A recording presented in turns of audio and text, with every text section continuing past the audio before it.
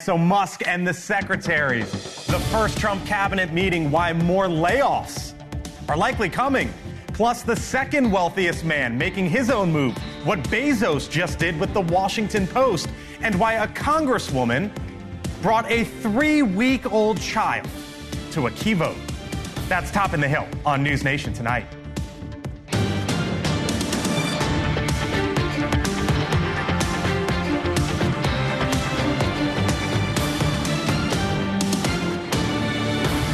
The President is the Commander-in-Chief. I do what the President asks. We wish to keep everyone who is doing a job that is essential and doing that job well. But if the job is not essential or they're not doing the job well, they obviously should not be on the public payroll.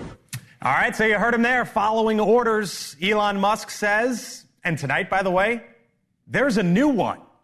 Hello, good evening. Welcome to Washington. I'm Blake Berman. This is The Hill on NewsNation. Musk, a part of today's cabinet meeting and getting a top speaking slot. But as the president, as you saw there, assembled his team, the administration also made clear that DOJ can really only do so much. They sent a memo to government agencies today, telling them to present a plan for large-scale federal worker layoffs. Still, the president also clearly standing by Musk and his DOJ team. Are you very unhappy with Elon? If you are, well, throw him out of here. We have a lot of respect for Elon and that he's doing this, and some disagree a little bit, but I will tell you, for the most part, I think everyone's not only happy, they're thrilled. Now, while DOJ is the buzzword, Trump's former chief of staff is here in a moment to explain why another term should now be viewed as the key phrase behind the impending layoffs. RIF. We'll explain that in a moment. We begin, though, tonight with our Robert Sherman live at the White House with the new mandate from the administration today. Robert, good evening. Hello. It also became clear today that they are moving now with this new direction with layoffs, but they're not really saying how many that we should expect, right? No, not exactly here, Blake. And with the first cabinet meeting of the 47th presidency in the books, you did see Elon Musk taking that front seat role, the first person to really be given the floor here, contending in this overarching view that the federal government does need some slicing. This is what he said to that. We're cutting down government. We're cutting down the size of government. We have to. We're bloated. We're sloppy. We have a lot of people that aren't doing their job. The president was praising Elon Musk's efforts and says more DOJ cuts are going to be on the way, including layoffs. The administration sending out a memo earlier today that directs federal agencies to develop plans by March 13th that will eliminate employee positions. The White House memo reading in part, quote, "The federal government is costly, inefficient, and deeply in debt. At the same time, it is not producing results for the American public. Instead, tax dollars are being siphoned off to fund unproductive and unnecessary programs that benefit radical interest groups while hurting hardworking American citizens." That memo, important to note, does not specifically list agencies by name.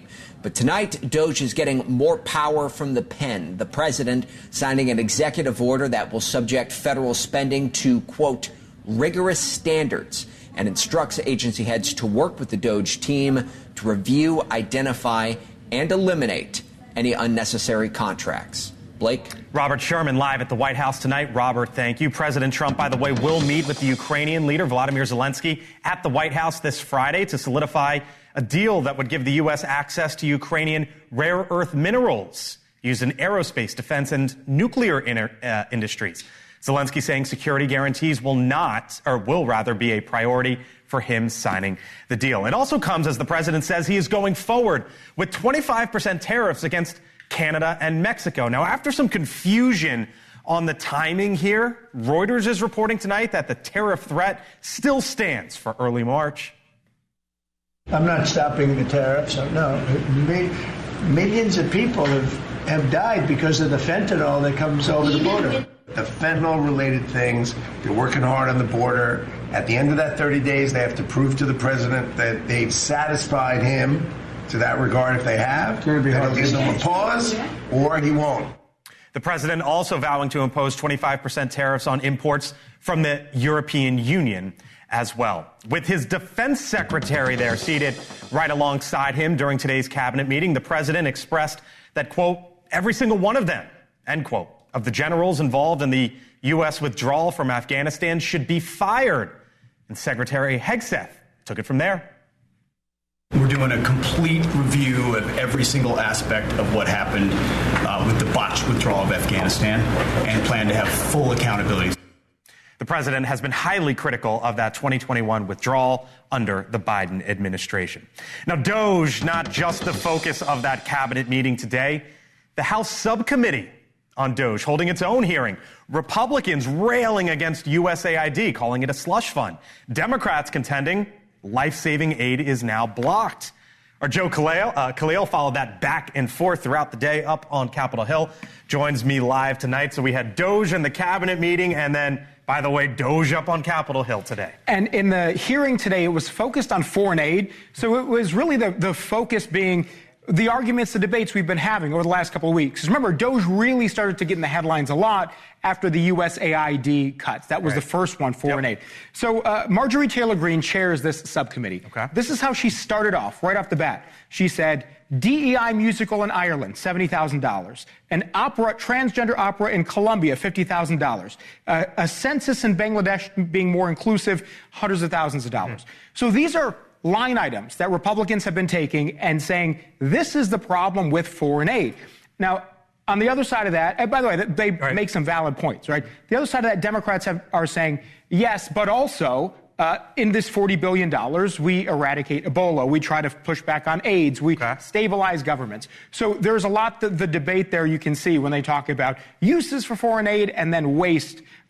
We did talk to Marjorie Taylor Greene afterward, and she basically told us the anger, the protests, she said, she thinks need to calm down because we're taking our direction from the president, and this is what the American people have asked us to do. So this debate not going anywhere. Blake. Nope, it is not. Our Joe K on top of it tonight. Joe, thank you. All right, so the president's energy secretary, by the way, Chris Wright, also in that cabinet meeting today with the president. He told NewsNation the DOGE cuts, in his view, just business as usual. This is business management, about keeping your key resources together, keeping your culture together. But are there things that we could do more efficiently than today? Absolutely. Are there things we were doing before? The department headcount grew 20% in the 4 years of the Biden administration, and the production of electricity barely grew and prices went up. We can do a lot better than that.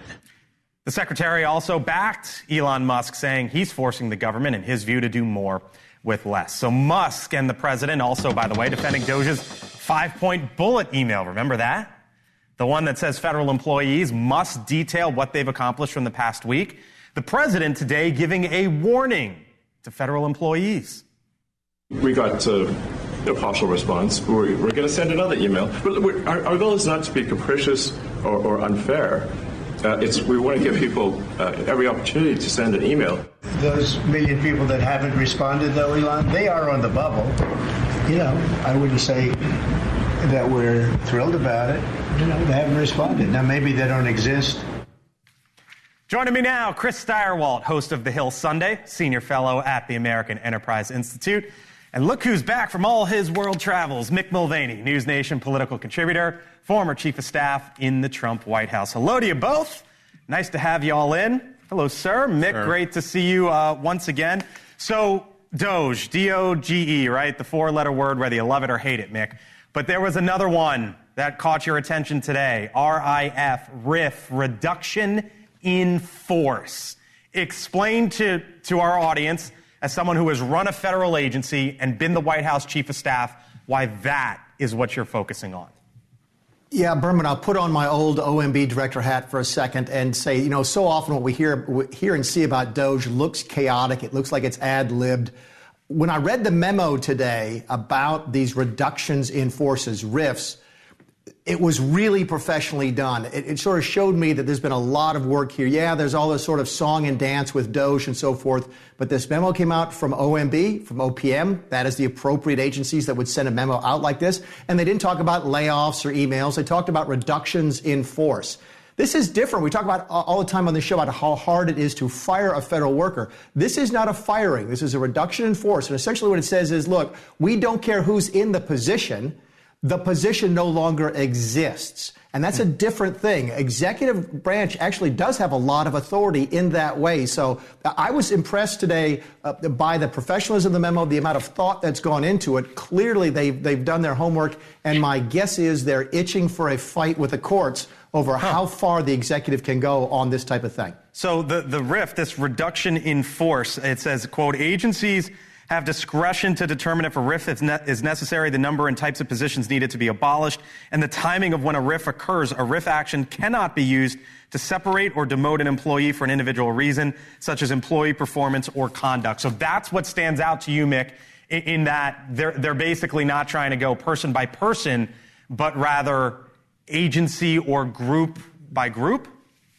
It's a little bit more subtle than that. It's not specific to the person. It's, look, we're really sorry, you're a really good worker, but the position you fill is now gone. That's an entirely different thing than firing a worker for not sending an email or something like that. My guess is there's a method to the madness on the emails. Who essentially said, look, if you didn't respond to the email, that makes us believe that your position isn't necessary, not you as an individual, but the position. And here again, the executive does have the authority to do this on a fairly grand scale, so it will be fascinating to watch. They might actually be able to shrink the size of the government. So, Chris, that's something that Mick picked up on from his perch. Maybe that's the strategy / legal.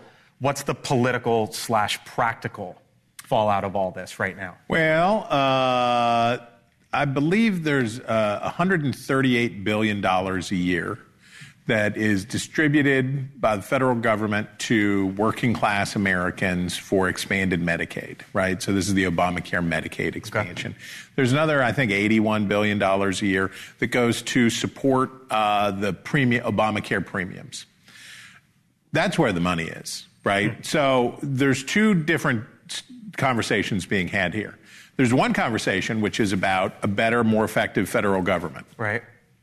That's not a savings discussion. Okay. And right now what Republicans are telling themselves is that there's going to be enough savings somehow out of firing all these people or riffing them or whatever you want to call it.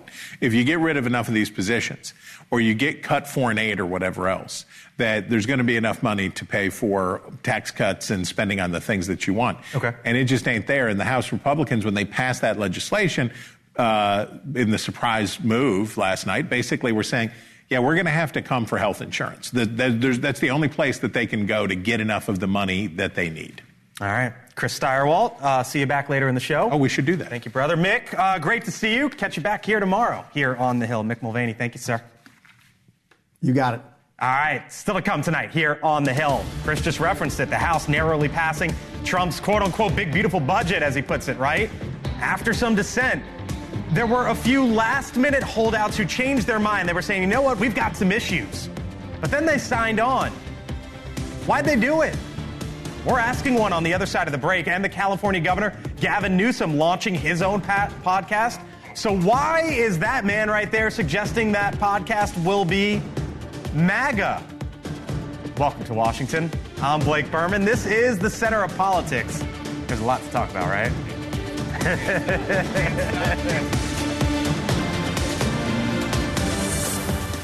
Let me choose what I pay for. Sling lets you do that. I wish my TV provider let me pause my subscription when I want. Sling lets you do that, Clock Boy. And I wish my TV provider gave me hundreds of free channels when I pause. Sling lets you do that too. Choose and customize your channel lineup or pause and watch for free. Oh.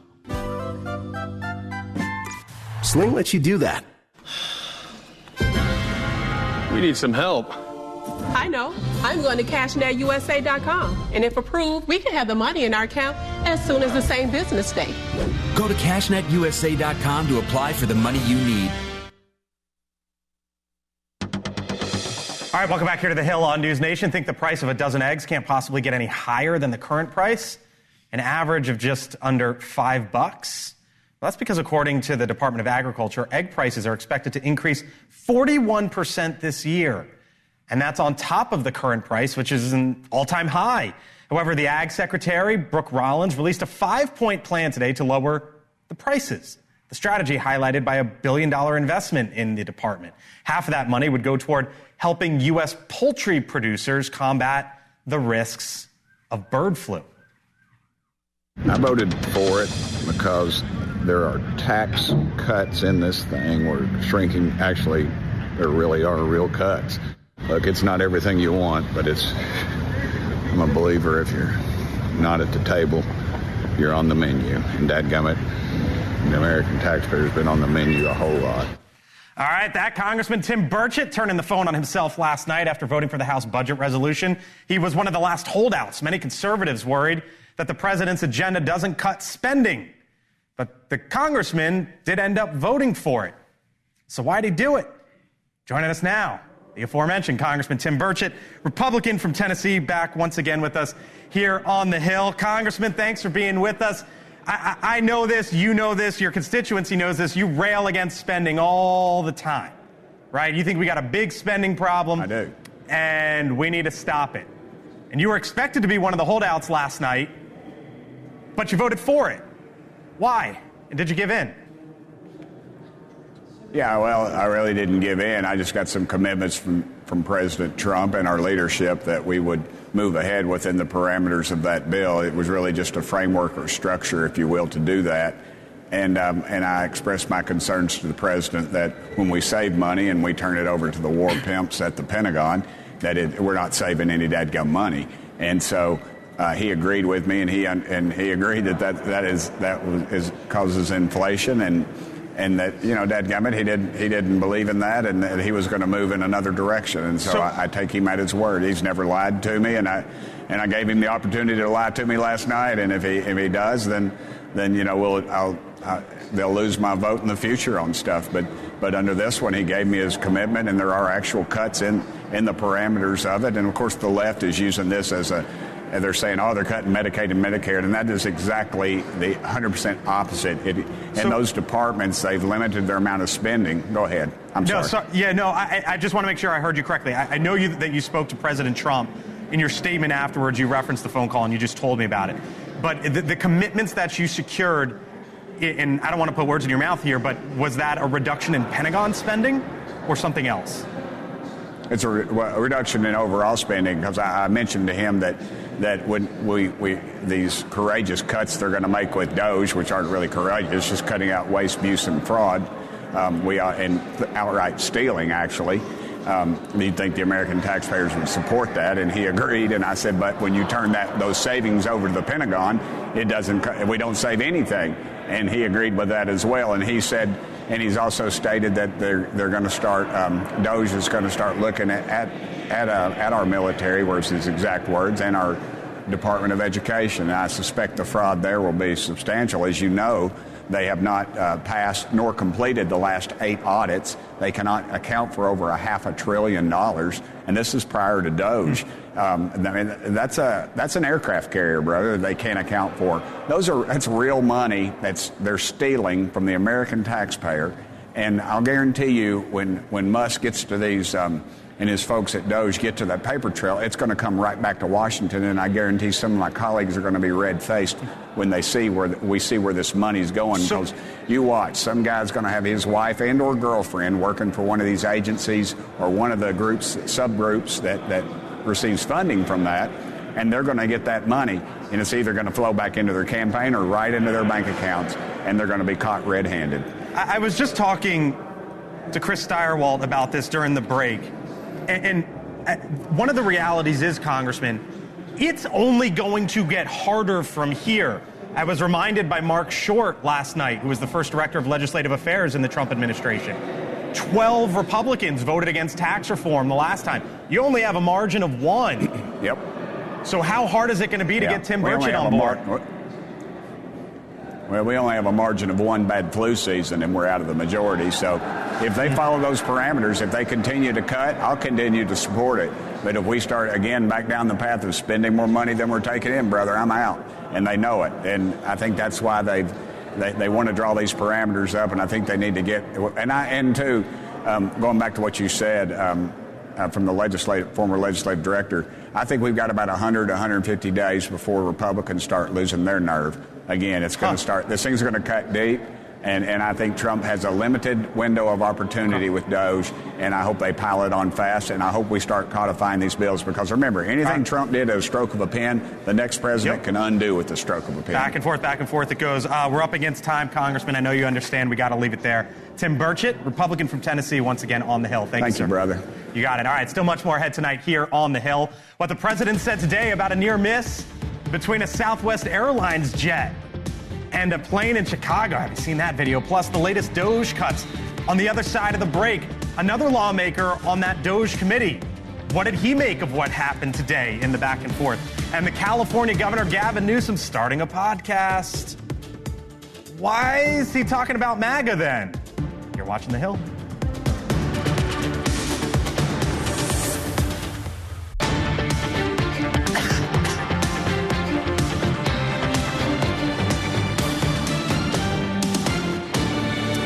Nearly 6:30 here in Washington. Welcome back to The Hill. Employees at one agency in the hot seat. A near miss prompts praise from the president, and are Democrats embracing, at least one of them, podcast culture? Our Hannah Brandt here with what's happening on The Hill and more. Hello, Hannah. Hi, Blake. An R-rated scandal right now rocking the intel community. The new director of national intelligence, Tulsi Gabbard, says she's firing about 100 employees over their alleged participation in a, quote, obscene, pornographic, and sexually explicit group chat, all on a government messaging board. Intelligence agencies have until Friday to identify, terminate, and revoke clearances from those who took part.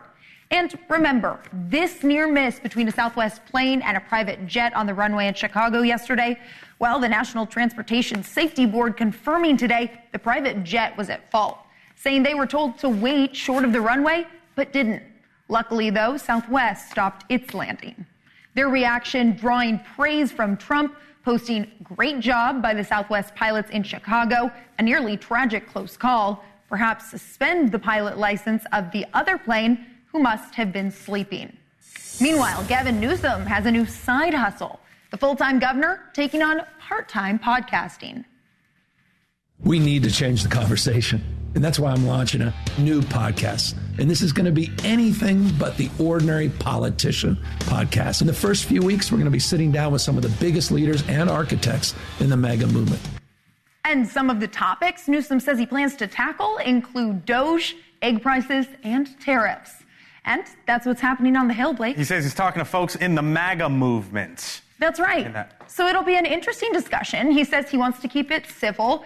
Obviously, he's trying to elevate his name nationally, right? For how far away are we until 2028, right? This is not the last you're going to hear stuff like this, right? I know. The campaigning, it starts so early. Yes, it does. Our Hannah Brandt, thank you very much. Appreciate it. All right, meantime today, fireworks at a new Doge hearing titled America Last, how foreign aid is undermined and has undermined U.S. interests around the world. The Republican congressman, who you heard from earlier on the show, Tim Burchett, pressing a witness on foreign funding, ending up, as he puts it, in the hands of terrorists. Are you aware that we are sending $40 million a week to the Taliban? Yes, sir. Can you name other instances of foreign aid going to terrorist organizations? We have assisted al-Shabaab in Somalia. There's been instances of the Hamzi network in Sudan, Hamas, Islamic Jihad, Hezbollah, Kataib al-Hezbollah, Hayat Tahrir al-Shams in Syria. Dozens of terror organizations have received indirect assistance from U.S. foreign aid. Joining me now is the Democratic Congressman Stephen Lynch, who is on that Doge subcommittee. Democrat from Massachusetts. Congressman, thanks for being with us tonight here on the Hill. Good to be with you, Blake. Thanks. Yes, of course. So you heard the testimony there. Do you take that at face value? And if so, do you give Doge a little credit? No, not really. So obviously, when you say indirect assistance, these terrorist groups might have taken advantage of an NGO, things like that, but we are not directly sending money to terrorist organizations. I've been to Somalia. I've been to Afghanistan and Iraq dozens of times over the past 20, 25 years. And, the American servicemen and women and the United States forces there have been taking those people out. They have not been supporting them. So this is a recent allegation that seems to have, been amplified since this DOJ committee came into existence. Now, is there waste, fraud, and abuse in the federal government? Absolutely, and we should be getting after that. So how does it get taken on? Because I was speaking to one of your colleagues, a Democrat from California, Ami Bera, the other day, and he backed the idea of, okay, if the cabinet secretaries find some things, let's look at it. I want to play that sound for you. I'll get your reaction on the other side. Give it to the cabinet secretaries, the folks that are in charge of running the agencies. They're Donald Trump's handpicked folks, and let them go through their agencies, see what programs are relevant. You think he has it right there? Yeah, that's a fair assessment. We do have groups that are, inspectors general who look at these individual cases and actually do investigations and report back to Congress. And then they put it in front of Congress and encourage us to take certain actions. Unfortunately, there were 17 of those inspectors general that were fired in the first week or so of President Trump's administration. But, I was going through, you've been in Congress for a while now. I was reading through a hearing, Congressman, that you were a part of a decade ago, and you mentioned inspectors general in that hearing. And it just goes to the point that there's been a lot of talk about this, and now it seems like something's getting done. And that's where I just wonder how Democrats embrace this going forward. Yeah, well, what's happening is, we just laid off 3,000 VA workers. We're eliminating the demining operations in some of these conflict zones. We're, eliminating, every bit of foreign aid, even the stuff that was working. We're wiping out USAID completely. So, and it's not discriminating. It's laying everyone off. So the people that are working hard are going first, along with everybody else. So there's no assessment being made about the value of those employees. Our nuclear security personnel all got let go, 300 of them, and then, oops, we got to hire them back because we really need them. So I think that, that the secretariats, the Secretary of Energy or Defense Department or State Department would have a better assessment of what the value of those programs, what the value of those employees are, rather than just wiping people out. It's entertaining to see Elon Musk marching around on the stage with a buzzsaw, but it's destroying the morale and the cohesiveness of many of our federal employees. They feel like they're being dismissed without cause. So I was just, there's this conversation here, and the president and his administration today went forward and said, look, at the federal agencies, we're going to have mass federal layoffs. They're coming soon, and they're trying to put them in the agency's hands. And I was curious, Congressman. I had no idea what the answer was. I went back to 2017, which would go 4 years of the first Trump term and then 4 years of the Biden term. Was there more job creation among the federal government or at the private level? The federal government was 2.1 million workers in 2017, 2.4 million in 2025. That's up 10% in that term in 8 years.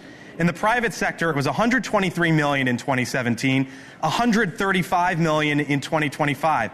That's up 14%. It's a pretty big number to grow the federal government. Is it not? It is, but you factor in those years we had a major pandemic in this country, and we onboarded a lot of people by doing that. We've also had, massive wildfires in California. We've brought people in on board that as well. Look, yeah, should we back off and figure out? Look, we can reduce the employee staffing, but let's do it. Let's do it in a way that. What do you think the right number is? You'd have to look at each agency and the amount of work they're doing, right? I mean, we just laid off 6,000 IRS employees, and I don't know what's going to happen when people try to get their tax returns back. I don't know, what kind of advice they're going to get when they call the IRS for an appointment. Just like I don't know how long it's going to take a veteran to get an appointment at the VA. We have a backlog of cases of 250,000 cases right now, and then we laid off 3,000. So, that list is likely to grow. All right, we'll leave it. Look, remember, this is the Department of Government Efficiency. So if armed service veterans are waiting 6, 7, 8 months to get an appointment with the VA, that is not efficient. That is not efficient. By the way, at all. we had the VA head on this show. That's just denying your obligation. Yeah, well, I would just note we had the VA head on this show the other day who made the case that there will be no benefit cuts. That's what's coming out of the administration right now, just to put that out there as well. Yeah, that's what they're saying. But if a veteran is waiting 8 months, first of all, there's 250,000 cases backlogged today, and I'm not blaming the Trump administration for all of that, right? That's just the fact of the matter. That's if someone's waiting 8 months, or if we make it even longer, a year, some of these veterans will die while they're waiting for benefits. All right, well, we'll leave it there. Congressman Stephen Lynch, Democrat from the state of Massachusetts. I got to run. We're up against time. Thank you, sir. Nice to speak with you. Thank you, Blake. Thank you. Have a good one. All right, Elon Musk, still to come here on the Hill. Inside the cabinet meeting earlier today, what did he say as he was standing there next to the president's team? Full panel, other side of the break.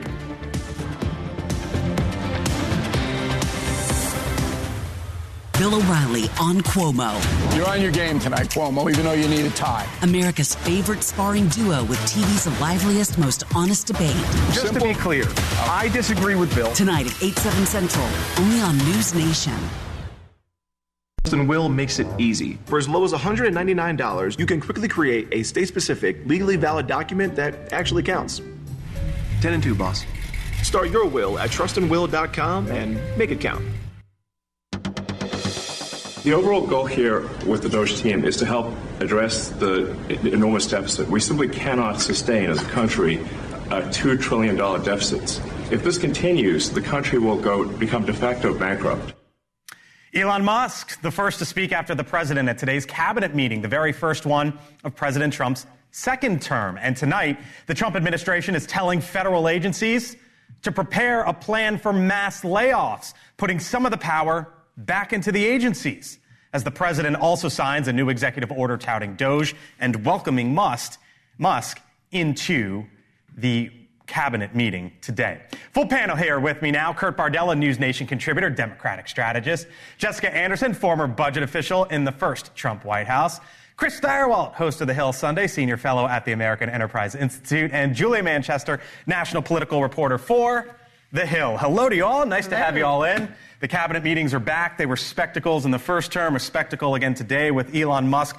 The dynamics there were interesting because Musk was there. He was standing up. He was a part of it. But at the same time, Jessica, the administration came out today and said, hey, agencies, you guys are the ones to put the plans together. Yeah, as they should be. And I think this actually echoes what... So does that undercut Musk a little bit? No, not at all. It adds to what the president has been trying to do with this Doge effort. If you look at the first executive order that the president did last week, it said we're going to put a Doge employee at every single agency. They are going to be the scalp. They are going to be that measured approach for cutting waste, fraud, and abuse. Today's executive order layers onto that and gives the power to the agency head to make sure that they can reach within the purview of all of their spending. And they're going to have to work with OMB on this. Otherwise, it's never going to come to fruition. So does that take away part of your argument? No one elected Musk. The president was the president. I know no one elected the cabinet secretaries. But now the administration is saying, hey, this is our team. They're dealing with it. I mean, first of all, I want to point out that the cabinet secretaries and the agencies already had this power. They don't need an executive order to give them authority to do what they're already supposed to be doing in theory. Second of all, like I said the other day on this show, my issue with all of this was no one appointed Elon Musk to anything to have federal statutory authority over the federal workforce. But no one appoints the cabinets. No one elects any cabinet secretary for Biden, Obama, There is Trump, a whoever. process of checks and balances where cabinet secretaries are put forward and the legislative branch actually has a say in how that outcome happens. That's not the case with Elon Musk. I have no problem with any cabinet secretary, any agency head saying to their employees, show me what you do, justify your existence, justify the spending, and make sure it's spent right, and there's no waste, fraud, mismanagement, or abuse. That's totally okay with me. I have no problem with that. But it was interesting that Elon Musk appeared to be part of the cabinet today. So what's the dance here? Well, look, I mean, it's sending a message clearly. There's been, I think, a narrative in the press that Elon Musk is undercutting a number of these cabinet secretaries, that it's these Trump loyalists like Pete Hegseth, for example, and other cabinet secretaries versus Elon Musk. Today was definitely an effort to sort of put forth a unified vision and to continue to push forward Musk. We know that a lot of Trump staffers in particular haven't been happy with Musk. There is a lot of frustration there, but that ultimately doesn't matter. President Trump is happy with Musk, and we saw that on display today.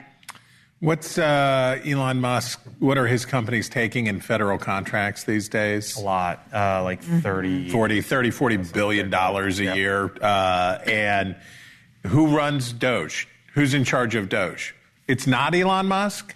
Well, it's actually this bureaucrat who is on vacation this week, and she's technically in charge of Doge. Elon Musk's not really in charge of Doge, but he's really at the cabinet meeting. It's a mess, right? The president can have anybody he wants come in and advise him. And Elon Musk is a senior advisor to the president. He can have anybody he wants advise him. That's absolutely true. If this is going to be real and this is going to last, they need to be transparent. They can't have a major federal contractor in the job of cutting the agencies that regulate his contracts. They have to clean it up and they have to make it stick. This has been a fun trip to be on for a month, but it won't work. All right, meantime, the world's second or third wealthiest man, depending on whatever the market does that day. Is it me? Hey, it's that guy right there. Jeff Bezos today writing that the Washington Post liberal-leaning op-ed page is basically done in that direction. Bezos announcing, quote, "We are going to be writing every day in support of and defense of two pillars, personal liberties and free markets," end quote. Now, you might remember that Bezos decided the Washington Post would not endorse a presidential candidate in the past race, which inevitably would have been Kamala Harris. Critics in and around Washington decried the move at the time, even many thousands canceling subscriptions, but not long after, in December, Bezos seemingly said the quiet part out loud, acknowledging that his money-making company, Amazon, and his passion projects come under some pretty big scrutiny. There is, probably not a single day goes by where some Amazon executive or some Blue Origin executive or some Bezos Earth Fund leader isn't meeting with a government official somewhere. And so there are always going to be appearances of conflict. And now seemingly a move to the middle, or at least away from the left, for the opinion section. There's a lot of talk about the journalism in all this. This isn't journalism 101. This is business 101 for Bezos, is it not? Well, I think there's a few things going on. There's a lot going on here. Anything with Bezos is complicated and multi-layered, and of course his business interests matter here. But I think it's good that the Post is taking a step to be more neutral, or at least have its editorial page reflect 77 million Americans that voted for President Trump and his agenda and might have a conservative viewpoint. I think that's great. But I don't think we should be kissing on the first date. Bezos has a lot to prove if he's actually moderated, if he's not going to be antagonistic to conservatives. And I wouldn't be surprised if this wasn't a ploy for his other passion project, Amazon, which of course is going to be a reciprocant of a lot of the tariffs that are getting ready to go down. They've got so much. And that's right. And Amazon has a lot of cheap Chinese goods. What do you make of it? We live in a country where if you don't like something, you can cancel your subscription. If you don't want to read something, there's a billion other places you can read something. That was part of his point today, basically saying, takes her from the internet. It's like, guess what? He bought the thing. He owns it. He can pretty much do whatever he wants with it. That's kind of how it works. And if the left has a problem with that, then maybe one of them should have bought the Washington Post or the LA Times. You're sounding like the free market. Or whatever. This is wonderful. I'm going to go so far as to say it's wonderful. And I would say it if Jeff Bezos was changing the perspective of the Washington Post to anything else. It's his. It loses money. He can have whatever he wants. And I will say to you, ma'am, that Jeff Bezos is changing positions back to what he's been a libertarian-leaning weirdo for a long time. Leanings right there, all that. That's his jam, and he's going into the same space where basically the Wall Street Journal editorial page has resided for years. He's trying to move it that way.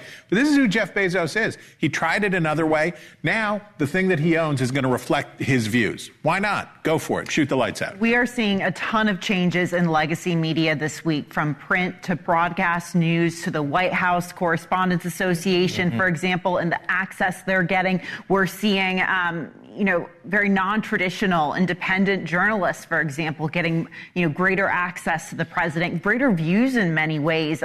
Media is changing so much. And, at the end of the day, there is a major business component to it. So we're going to see if the Washington Post, which has struggled in recent years, can keep up. By the way, the end of that clip, like if you fast forward 20 seconds later, he basically makes the joke after saying, it's I'm complicated, of owning the Post, but I am the piggy bank, basically. That's a paraphrase. Have the paper you want. Have the paper you want. All right, thank y'all. Appreciate it. Thank Still to come. One lawmaker votes with her newborn on the House floor.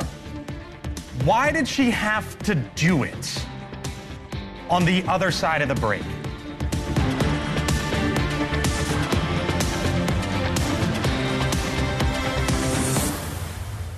Jesse Weber filling in for Elizabeth Vargas Reports, which is coming up next here on NewsNation. He'll talk to a member of Congress who voted yes on Trump's big, beautiful bill, as it's put. But only after Trump personally called her and made a phone call. So what happened in that call? All will be revealed tonight, 7 o'clock, right here on NewsNation. All right, so should Congress be compassionate to women who just gave birth? On its face, you might find that question absolutely absurd. But believe it or not, some lawmakers are trying to make that happen. And here's why I bring it up. Last night, Congresswoman Brittany Peterson was one of the 217 Democrats who voted against the budget framework that would allow for the president's agenda to proceed. But it's not how she voted. You can agree or disagree with it however you feel. It's how she voted. She flew in with her 4-week-old son to cast her vote. The Congresswoman from Colorado's 7th District gave birth to her child on January 25th. She had to fly in because Congress does not allow remote voting. Some lawmakers, though, are trying to change that. The proxy voting for new parents resolution would allow for remote voting for 12 weeks for members of Congress who just gave birth, including their spouse.